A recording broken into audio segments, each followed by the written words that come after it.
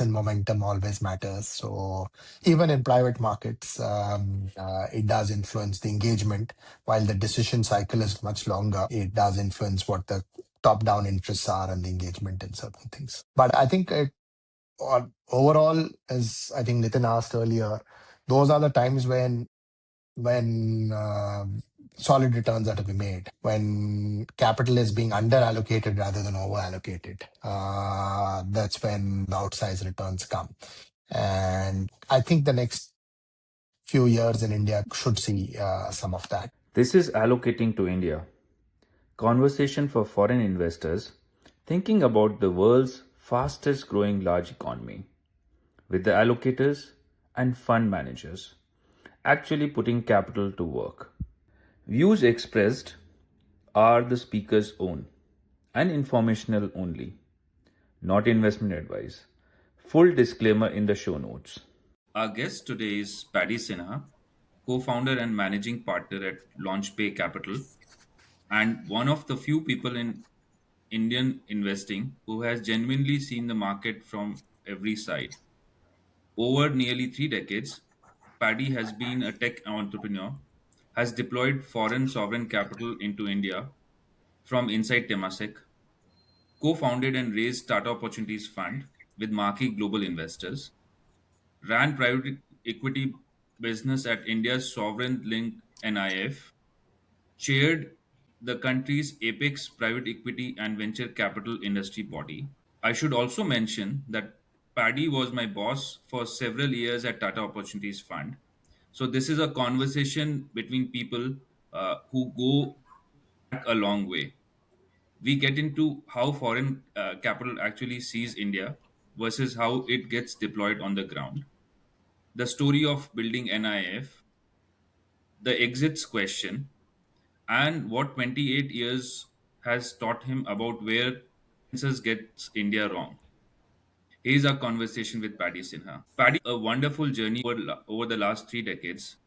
Talk us about it, about your family background, and how that has shaped you as a person and as an investor.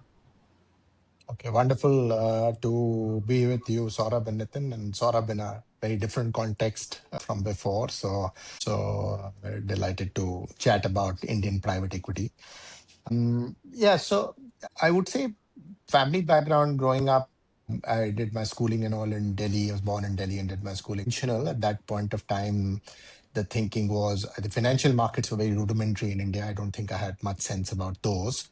The typical pathway for what I hope to be, which was a bright and hardworking kid, was to look at engineering or medicine as sort of careers, and that's the path I took. I did get fascinated though with computer science. My school at that point, St. Columbus, was supposedly the first school in India to have got a computer lab, and it was great fun. So the one decision I did take out of my passion was that I will only do computer engineering. I will not do any other engineering. And therefore, while I got admission in IT and all, I was nowhere close to getting computer science. So I went to BITS Pilani to do computer science and engineering. And I continued to enjoy that significantly, but I was also wanted a profession which was reasonably social and interactive.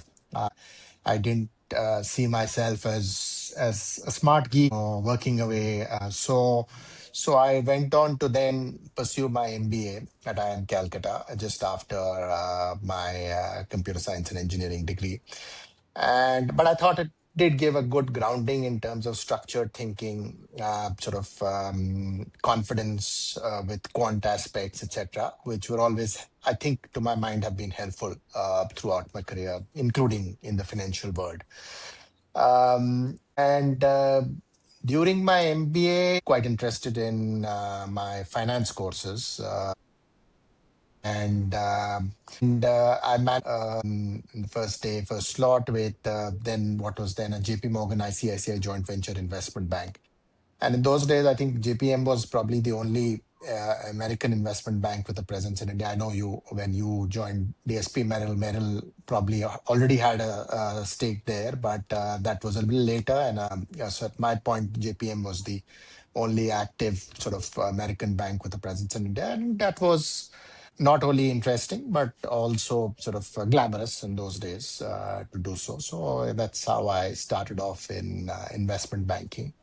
And then during the dot com era, I joined up with a couple of classmates from business school to start an ed tech business called eGurukul, which was a reasonably well known brand in those days. It was funded by Chris Capital, Star TV, and then IFC as well. And we raised reasonable capital, including post the dot com bust. We had a good product in ed tech for 9 to 12th and K to 12, as well as for the entrance exams in India. But those were the days of dial up internet. So we realized we need to go physical as well and decided instead to sell to NIIT. And that's when I moved into investing, private equity investing. So I think my only learning and shaping was those sort of in those foundation years, while those stints in both investment banking and as an startup entrepreneur were short each, about 3 years odd each. Was it gave me a good perspective. Investment banking I thought was quite interesting because the diversity of companies that you worked with, but your relationship was more transactional there and short term. Startup entrepreneur was the opposite end. You had a lot of depth, but less diversity. I think when I got into private equity, what I found was it had this ideal balance of both depth and width. You worked with a variety of different managements and industries often, and you worked with them over a period of years. So that's where I felt I found my calling in what was exciting. And then over 2 decades, or a little over 2 decades, I've been in private equity, mostly in India, but a little bit globally as well when I was in my Temasek period. So that's sort of my shaping of my career and moving into private equity and my years here. Your starting was quite interesting with both investment banking and entrepreneurship. Depth and width, I understand. Was there any one thing that made you stand out from the others who were with you at that time in private equity? Do you think there is this experience mix that you have shaped your investment management experience and strategy and philosophy differently from others? I don't know, Nathan. Those were sort of early days. It was nascent years, so there weren't that many people. It wasn't as developed an industry, so there were a bit of tailwinds in the sector at that point. It wasn't a very crowded space. There were relatively few institutional investors, and having landed myself there, I think the economy was growing rapidly. Valuations from a low base were expanding. So it was not that difficult to, and most of the investments were there investing into private companies, usually minority investments at that stage. And then hopefully the best case scenario was IPOing those businesses, and if those businesses did well, you did fairly well in terms of returns in those early years. But to your point on skill sets in private equity, I mean, curiosity obviously is very important because it's a lot of it is about self-learning and evolution. It's not in say in I mean, in certain roles, at least at junior levels, if you give very clear directions and then you're good at execution, you can still do a great job. But I think there is a bit of drive, curiosity, and interest that you have to have in private equity, even in junior roles. I think the other thing important in PE, like in perhaps in many other jobs, is your ability to, have the strategic thinking and dig deep when required, and ability to straddle. If you're just a big picture person, I don't think that suffices. You need to roll up your sleeves and go in deep where needed to. And at the same time, if you're just lost in the details or spend inordinate amount of times in the details, then sometimes you're missing the woods for the trees. And then, of course, it is a profession which requires sort of structured and clear thinking, but also needs the softer skills because you have to work with people, whether in your own team, whether your investment committees, to sort of get a buy in on whatever you want to do. And most importantly, with the entrepreneurs and managements of portfolio companies who you have to work with over a period of time and create alignment. So I think those are the broader sort of skill sets that help, and I think those are things that I enjoyed doing, whether it's straddling between the big picture and getting detailed oriented, and the mix of sort of quant and structured thinking, as well as the soft skills of dealing with people. And like in public markets, which you guys do, you can sometimes even have single fund manager shops, which can be very successful because supported by analysts, etc. You can make good decisions, but in this, where you have to, investment itself takes a few months, then after that it's a 4 5 year journey. You have to work closely with people, empower people, and for it to be successful, it can't be one. I mean, that's why private equity GPs also are seldom single person GPs. You need to be able to work with sort of in a collaborative way with more people. Great. So, Paddy, you have had a very long career in private equity. You have had over 28 years of experience. So, from ICSA Venture and Temasek through Tata Opportunities Fund to today, in your view, what has genuinely changed in the Indian private equity over last 28 odd years? From you can talk about from Okay. the perspective of deal flow, governance, value creation, exit environment, composition of LPs, and what hasn't changed even Sure. with so much of noise, etc. So, what has changed and what hasn't changed in private equity industry? Sure, Saurabh. So my PE experience is not 28. I started off in PE like 20, end of 22, 2002, early 2003. So that's more like 22, 23 years. But yes, for good or for bad, I'm a veteran. I don't know whether that's positive or negative in today's world, but I think there is value to the experience one has seen through cycles, etc. But in a sense, as an internet entrepreneur also, I think that was particularly useful experience because you worked from the other side, the management teams. You have a little bit more empathy and understanding of the teams you have to work with, and you also understand how private equity investors in your cap table behave. So I think that was useful. So yeah, if you include that, perhaps about 25 years experience or so, 25, 26 years experience. Oh, yeah, I think PE industry has evolved significantly.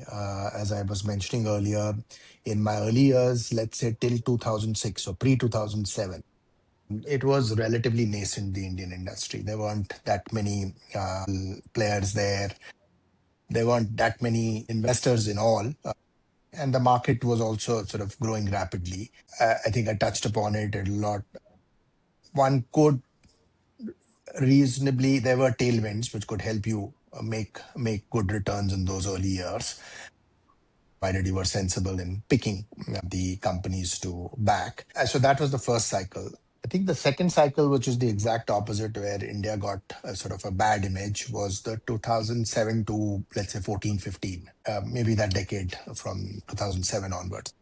You had a lot of new players come into India in 2007. Almost all the global guys set up shop.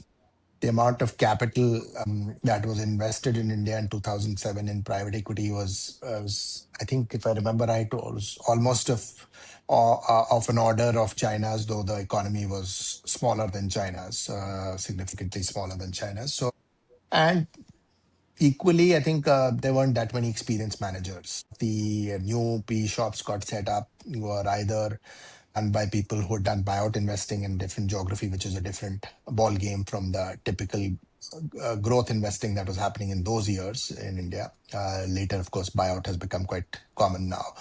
And or it was consultants or bankers who had, again, some of them were smart guys, very smart people, but some of them had a sort of a transactional approach and deal making junkies, perhaps. So you had a period, and then the economy actually had headwinds instead of tailwinds from a very high valuation base in 2007. There was at least a time correction in valuation. in the next few years. There were also a lot of, particularly in asset classes, maybe less so in private equity and venture, but in particularly in real estate and infra, there were a lot of governance mishaps that happened in investments in that period, because given the sort of people were in a rush to do deals, and therefore the diligence was a bit short in some of these sponsors and management teams. So that was that sort of second phase. The third phase, let's say the last decade, let's say 2016 onwards, has been the maturity and evolution of Indian private equity venture capital industry. It's become much more sophisticated, more segmented. The big global guys are largely, which are buyout shops, are largely doing buyouts in India, much in line with their playbook elsewhere in the world. And some of the Indian funds have also, the one successful ones, have become quite large. So there are a few funds which are running into a couple of $1 billion on each fund that they have. So the larger space, be it buyout or late stage growth, has become, I guess, is more in steady state right now. The mid-market growth, and hopefully we'll talk about that in a little bit more detail later, is perhaps seeing a little bit of, though it's the belly of the market and the deal volumes are highest there, because the investment style in India in growth is a little bit, again, we can talk about it in depth a little later, is a little different from the more tech-driven growth investment of the US, for example. And then the venture market has also seen playbooks not very different from what the global investors are doing in their own markets. So overall, the story is much more sophisticated segment, and the overall deployment now is about, let's say, for PEVC would be in the zip code of $40 billion a year. If you include real estate infra, maybe it becomes about $60 billion a year. But equally, very importantly, the exits and distribution clip has gone to about roughly, maybe a little less than, but close to half of the deployment clip. And that's now consistent. So that's very important because it is showing steady exits and distributions out of Indian alternative asset classes. And particularly PE has been quite robust on the growth and buyout stage. PE has been quite robust in the exit environment. And it's been a good sort of diversified set of avenues for exits between capital markets, straight sales, strategic sales, and now recently even continuation funds, etc. So I think that's where how I would talk about the evolution of the broader Indian private equity industry. Stage one being the nascent, underpenetrated stage. Stage two being the underperforming stage.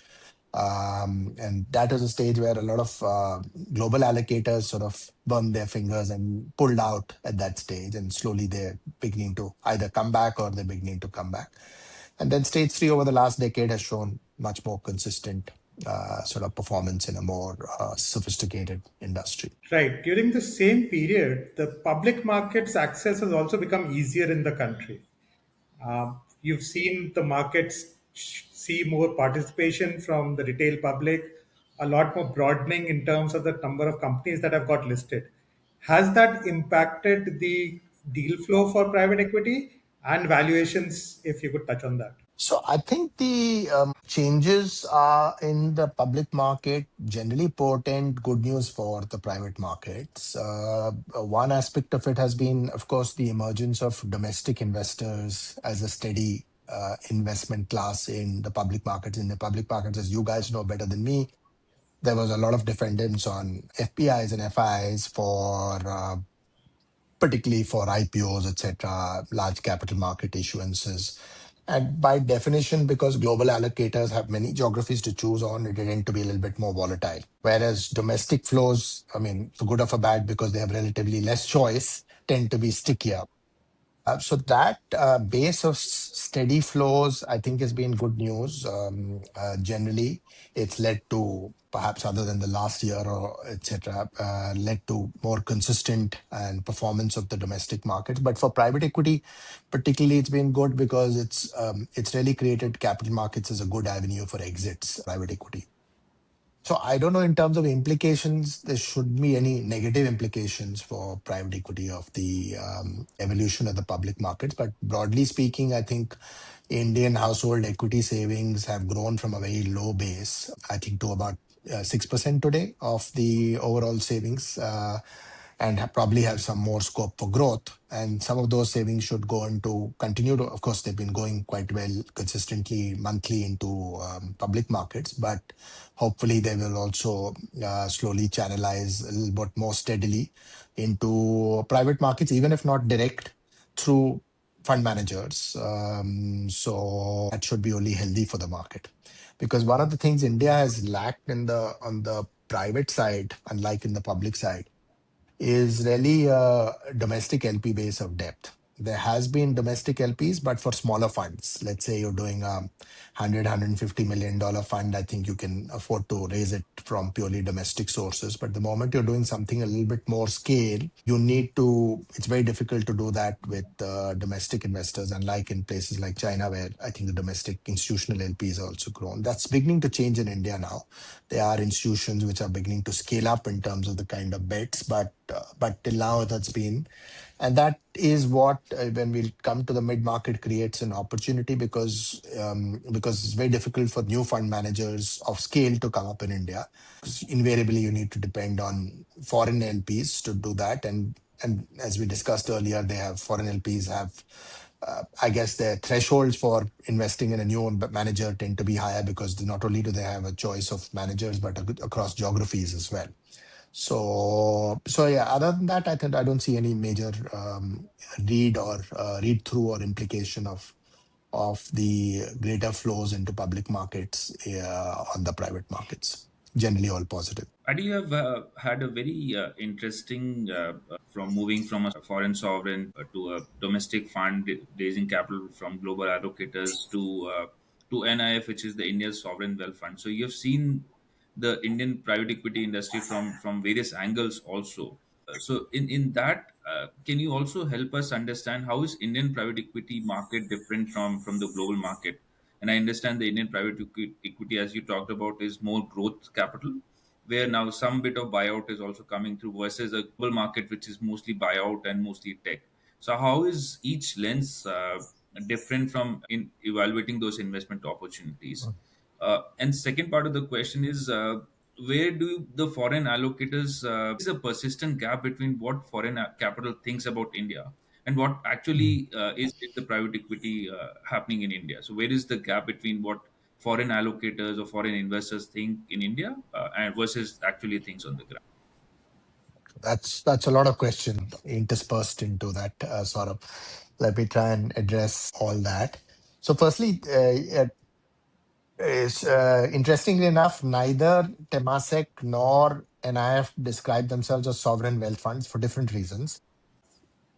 Temasek, I think, at least when I was there, used to define itself as a sovereign-owned independent investment company, sovereign-owned investment company, because it was balance sheet money for Temasek. It wasn't reserves, but closer to perhaps a sovereign wealth fund. NIF is unique because unlike sovereign wealth funds around the world, the goal is to get a multiplier effect on the federal government's money.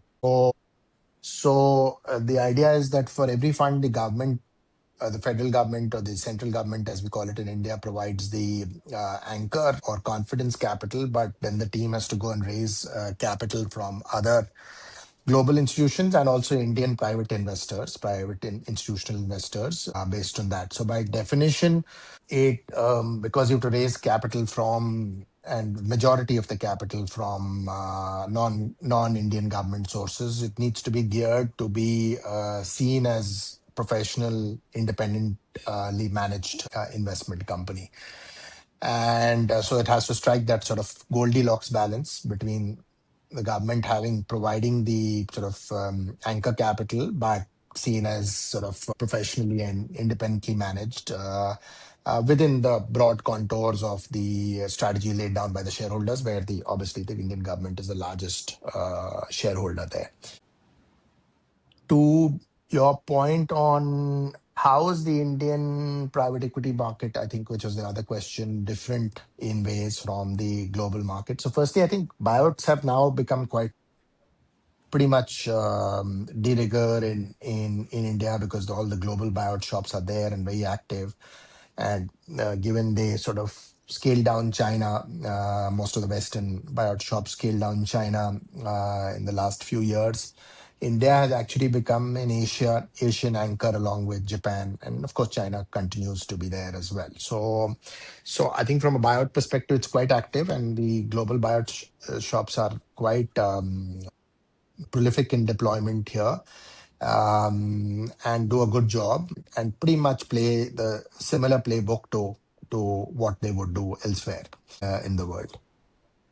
Venture similarly is not dramatically different. Perhaps you could say there's less deep tech here, more of sort of consumer tech and enterprise software, etc. That's there. But again, the global funds are all there, and I think not very dramatically different in what they do in India versus what they would do in US or other markets, other key markets.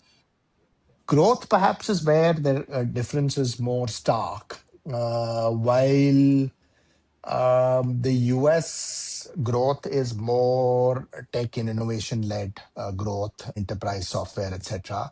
In India, I think the growth model is much broader because, as you guys know, the Indian nominal GDP growth rate itself is double digit, right? And then, given what's happening in terms of formalization of various sectors, the urbanization trends that are there, growing disposable incomes, more proclivity for consumers for quality, particularly in key areas like healthcare, etc. The organized sector growth rate is much more than double digits. So growth in the Indian context is much wider swath than just technology or enterprise technology or software, etc. So I think in my mind it includes consumer, healthcare, industrials, financials, it's as well. And that's where I think the Indian sort of playbook is different, and that's where I think that therefore that's an area where the global funds are not typically there because that's not part of their standard playbook elsewhere in the world. The India focused funds, of course, do it, but as given the consolidation, I think some of them have grown and begun to do later stage deals. So overall, the holding periods in India have been actually pretty good, and the recycling of capital has been good by GPs and private equity fund managers. In VCs, you had some little bit more, depending on what cycle you invested into. For example, the 21-22 investments, which were at the peak of the tech cycle, some of them have been a little bit more stretched. But then post that, I think they were good investments. And of course, occasionally you have very successful VC investments. So maybe, I mean, if I were to generalize, perhaps in the VC side, the holding horizons have been a little bit more longer than what would have been perhaps underwritten at the time of the investment. But I don't think in the PE side, in growth or in buyouts, it's been a challenge. If at all, I think compared to other parts of the world, it's been reasonably good, the circulation of capital. Yeah. Another question, Paddy, we keep getting from the foreign allocators is about the exit, as you correctly pointed out. Maybe it's a vintage issue, maybe some other issues which are there. So can you elaborate more on how I think you talked about the various cycles of private equity and how does each vintage has linked to exits? Maybe the foreign allocators Yeah, invested in the yeah, second cycle, and yeah, that kind of is yeah. creating problem for them in exit. How are things have evolved over time? Yeah. So I think the biggest proof of that, Saurabh, is what I told you. The annual clips for deployment, let's say on the PEVC side, if it is about $40 billion a year in that zip code, plus minus a few billion, the exits and distributions are about 20 annually. So I think that is evidence of the fact that, and this is through cycles in the market, that exits lately have been quite steady on the PE side, at least. On the VC side, it's been through a little bit of cyclicality, given the sort of wave of investment we had in the 2021-22 period. But other than that, there have been some good exits there as well. Yeah, I think this view on exits is shaped more by the LPs who did have not a happy experience in the second phase, which I spoke to you about 2007 onwards, the decade following 2007. where India fared pretty poorly on the exit side. And then there were other issues, as I said, in that period. But I don't think that seems to be, at least as I speak to investors, there doesn't seem to be a preponderant issue at this point of time. So, would you say that the private equity industry is counter cyclical to the public markets, or would you say it's complementary to the public markets? Good question, Nitin. I think if you can raise capital, it's better off being counter-cyclical because private equity has an investment horizon of 3, 4, 5 years or so. So if you can deploy when the public markets are softer because the benchmarking is to public markets for growth, will be some discount to the private markets for in fact later stage growth, even more so because then the option for companies is to go and list and raise money from the. For mid-market, it's more an exit option rather than an entry competitor. But ideally, if you can deploy in softer periods, it's great. But then capital raising is also tougher in those softer periods. Your experience, Paddy, with NIF is a quite unique one because it was designed to bring in foreign capital alongside the Indian government's capital, right? And it's a very unique model itself.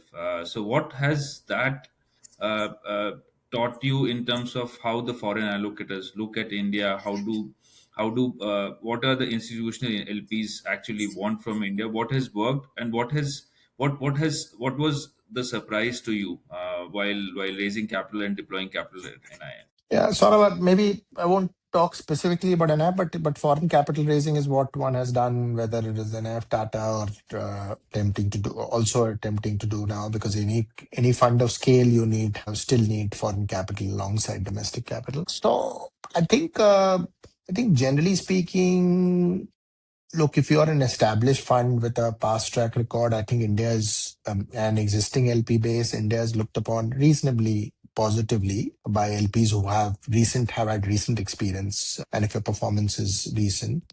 I think the challenge is more in new funds because you don't have an existing LP base which starts off by re-upping, and a lot of people like to follow after the first close is achieved. So if you don't have an existing LP base, then you need to find new anchor capital, which earlier domestic institutions weren't there of scale to do that. They could do it for small funds, but not mid-market funds. That's beginning to change with the evolution of domestic institutions. And I think if you can do that, then foreign capital, I think, is easier to get as followers. And also, I think in growth, it's partly because growth in India is a broader sector range than what global allocators are used to. In buyouts, I think the most active are the global funds anyway. And I think they've had a fair bit of success in raising capital for Asia. And within that, India has been a big chunk of their allocation. Would you separate VC from private equity, both mid market and buyouts, in this segment and say that VC has seen more Indian participation from HNIs and family offices vis a vis private equity growth capital or buyout capital, which is a larger chunk and therefore needs more foreign investors to come in? Fair point. And Nathan, by definition, that is the case because the smaller a fund is, and VCs tend to be smaller funds, the more the ability of HNIs and family offices to play a significant role in its commitments. So if you're looking at funds which are 100, 150 million or lower, I think it can be raised even solely from domestic sources. And the bigger the funds get, the more the dependence on foreign sources becomes. So I think your point is fair. Yeah. In terms of AI and India, Paddy, it's a very interesting place we have, right? There's so much of capital which is flowing to AI markets like Korea and Taiwan, and those then that kind of missing. India is missing the boat in the AI play. So, what do you think is the story with AI and India? Yeah, it's a larger question than even PE and VC, and I think it's still in early days of playing out. But broadly speaking, I guess from a PE perspective, while the US focuses on foundational AI models and pure and etc., I think in India, the focus is going to be more around the application of AI in traditional companies, making them more efficient in growth acceleration and increasing their sort of reach, etc. So whether it's, I mean, just to pick up examples, it's automating diagnostics in healthcare. It is sort of supply chain intelligence in companies. Those are areas where AI can be applied. I think to your broader question, which goes beyond PE, but to the macro, given India has smart engineers and smart entrepreneurs, I think you will see India playing some key roles in AI deployment over a period of time. And today people are talking about forward deployed engineers, FDs, where Indians can play a key role and in sort of enterprise scale AI integration. So I would guess it would, but that's a very sophisticated and cutting edge topic today. So I think I might not be the best person qualified to comment on that. But I think my guess is that there will be some role that Indian engineers and entrepreneurs will continue to play in it, beyond, of course, the application of AI in typical companies, which I spoke about in any case.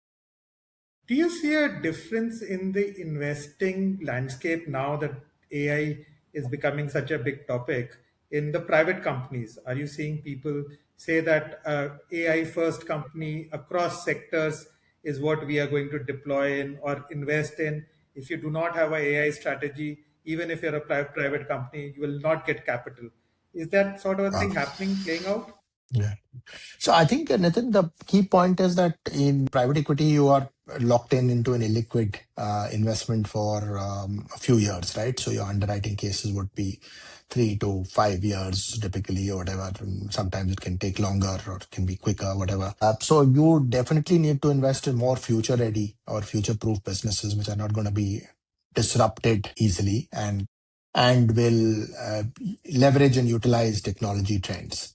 So by that definition, yes, it will be a key element of diligence. Unlike in public markets, where I think if you get something at a great value, like people say, there's an anti-AI trade, etc. So you can still do that because you don't necessarily have to have a few years as a horizon. So I think, yes, that it is important from a private equity investment perspective. In terms of your current role, Paddy, what is the gap in Indian private equity landscape that you are building into? And what is your experience in fundraising telling you how foreign LPs are sizing India today in terms of fundraising and in terms of how they're looking at the Indian market? Sure. So the gap is something I'm very passionate about, Saurabh. I think what's happened is that the belly of the market is in terms of 50% of deal volumes, value wise, of course, the buyouts are big. Yeah, leave aside the small tail of the market would be in the mid market growth. So let's say deals of $20 million to $50 million. In that, my view is that the best quality entrepreneurs are available for minority growth rather than buyouts because entrepreneurs won't want to sell out so early in the value creation journey if they are good at what they're doing. And there is a large base of entrepreneurs, and there are also plenty of VC funded companies, including from the 2021 22 circa, who are now grown back into the valuations over a period of time, given the shakeout, etc., that's happened. So there's a fairly good funnel of opportunity. From an LP perspective, I spoke about how growth in India is a little bit typical of what Western growth is, which is more technology scaling and enterprise software. So I think it requires a little bit more nuanced understanding that LPs are willing to look at for a growth model. But I think generally speaking, LPs are also had a tougher time on liquidity lately. First, it was tech VC distributions, which had slowed down globally. Then buyouts, given the higher leverage costs, had some issues, and lately private credit funds. So I think they're tight on liquidity and they're more selective on allocation of capital. So generally speaking, the learning is that it's easier to get the anchors, hopefully locally, and some of the domestic institutions are scaling up. And then a lot of foreign LPs, if you have the track record, as hopefully we do have, and an attractive space to target, less penetrated, less competitive, and an ideal thing to add to whatever exposure they may have in India through either larger funds, which do more late growth or buyouts, or in venture. Then this fills a gap. So that's how one would look at it. The rupee slide has also been rupee, as you know, in last couple of decades tends to be a bit lumpy in its movement, and the last year has not been great. So I think that's also one of the issues in foreign LPs' mind. But to my mind, it's also the challenges create the opportunity. So the fact that fundraising is tougher in the growth stage for a new fund is also the opportunity. That's why there have not been many new funds. That's why the space is underpenetrated. And the successful funds have grown out not because it's attractive, but because it just doesn't move the needle when you begin to raise a couple of $1 billion funds to do 25, 50 million, 20, 20, 30, $40 million deals. So for its different reasons. Yeah. In terms of your career over 23 odd years in private equity, what view you have changed over a period of time about investing in India? What has evolved and what has remained same over this period of time? To sum that up, I guess there's always learnings. Ask what distills in. I think there's lots. I think valuation discipline is one, which I think one has learned. I would say even if you're a great company, if you're priced to perfection, invariably there will be sort of some tough periods, and that just creates unnecessary pressure on all the shareholders and management and all. So have flexibility investing. Don't go too narrow in your approach, because then sometimes certain sectors become frothy and overpriced. And so that's why in many of that we kept flexibility across sectors. We call it shift sectors: consumer, healthcare, industrials, financial, tech. So keep a lot of flexibility across sectors. A vintage diversification investing, quality at reasonable prices, the mantra. So, governance, we've been fortunate to have no corporate governance issues, no litigation, no blow ups in the past portfolio. And that's a bar I intend to continue to keep. But then not, as I mentioned earlier, you're buying quality, not price to perfection. So, and do a diligence well. Don't have FOMO. Don't have to do more than 3 deals in a year, but do them. As I mentioned earlier, future ready businesses, where the growth profile will be good even on exit, not just at entry, so that you get the right multiple. Ideally, back companies which can be one of the top 3 in their market segments, because you'll get a leadership premium associated with them also at that stage when you're exiting the business.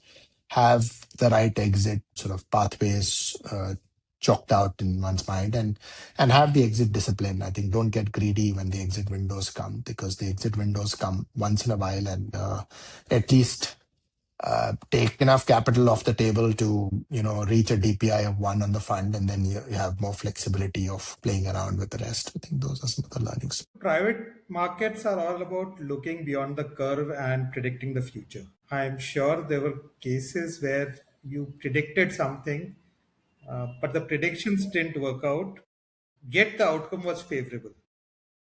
In hindsight, do you think there were any variables that were missing in that thesis that you developed at the time of investment, which became very obvious eventually, but were not so obvious at that time? Okay, I'll have to go back in time and think through all that. But yeah, there are multiple variables at work. Some work out better than your underwriting case, some worse. So I think that's why the margin of safety is important to build in underwriting cases, and such that the confluence of those leads to a good outcome, even though some things have turned out unfavorable. But generally speaking, if I can give a very broad generic answer, Nitin, to your question, in underwriting private equity, I've never assumed a multiple expansion. So the multiple on exit is always similar to or lower if growth is expected to come down by then. But in reality, some of the big upsides have come from multiple expansion, apart from strong growth. And that happens if the company grows well, becomes a market leader, and then you get some private to public expansion also at exit. So you had cases where you did a 6x in 4 years, maybe 3x came out of the earnings growth, but the multiple also roughly doubled at exit. So yeah, that's the bonus to get, but that's not something one should assume. In terms of our last question here, Paddy, what are the conversations which foreign allocators aren't having about India, which they should have, right? What should be they thinking about India? It could be about geopolitics. It's also the very stable kind of government which India has had over a period of time. Very stable macro. So, what are the kind of, and that that may be providing a lot of opportunities, but what are the kind of conversation with which foreign allocators aren't having about India, and which they need to consider.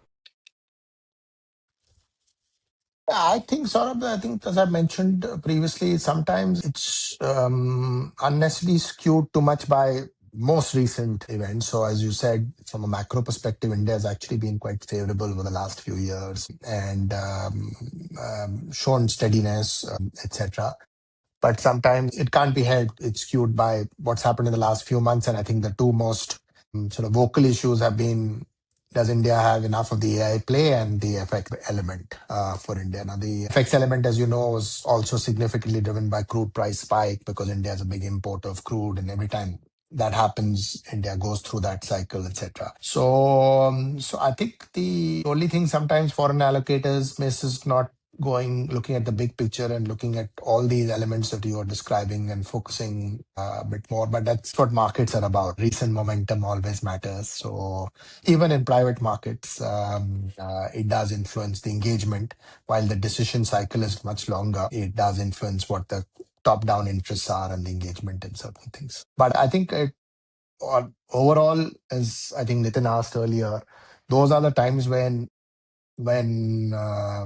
solid returns are to be made, when capital is being under allocated rather than over allocated. That's when the outsized returns come. And I think the next few years in India should see some of that. Of course, it's a sophisticated, deep market with segments to understand and think through, but I think the opportunity is good. Yeah, so Indian market has evolved over a period of time into a much more mature private equity market, as you correctly pointed out, and this vintage could be a good vintage given the under allocation of capital in India. So on that note, thank you so much, Paddy, for your time. Wonderful. Thank you for all your very interesting questions. And I think you guys, coming from a public market lens, have some good perspectives to bring to this conversation. Thank you. Thanks Thank for your you. time. Bye bye. Bye. Bye.